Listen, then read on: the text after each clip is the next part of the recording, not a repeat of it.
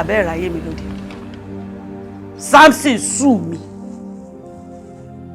Samson fẹ́ gbé mi lọ sílé ẹjọ́ lórí àwọn ọmọ tí mo bí nínú mi. Ẹ kò sí wàhálà. Kó ní ṣó ń bẹ́ẹ̀. Ẹni tó bá sọ pé kí làá ṣe hàn. Àtijọ́ wọ ìyá àjà báyìí. Ìjà ti bẹ̀rẹ̀ lódindi láàrin wa. Ẹbí ẹ̀dẹ̀ kọ́. Èmi tí mo spare ni. Ó sú èmi pẹ̀lú gbogbo ìlàkàkà mi lórí àwọn ọmọ yìí. Lọ́yà, Samson ò mọ báwọn ọmọ yìí ṣe dàgbà o. Samson ò sí níbẹ̀ nígbà tí àwọn ọmọ yìí tí wọ́n bẹ̀rẹ̀ sí rìn àti kékeré báyìí àti píníṣẹ́ báyìí ló ti já wọn jù sílẹ̀. Kò mọ ìgbà tí wọ́n bẹ̀rẹ̀ ìwé àkọ́kọ́ wọn. Kò mọ ìgbà tó wọ primary school, kò mọ ìgbà tó wọ secondary school, kò mọ ìgbà tó wọ university.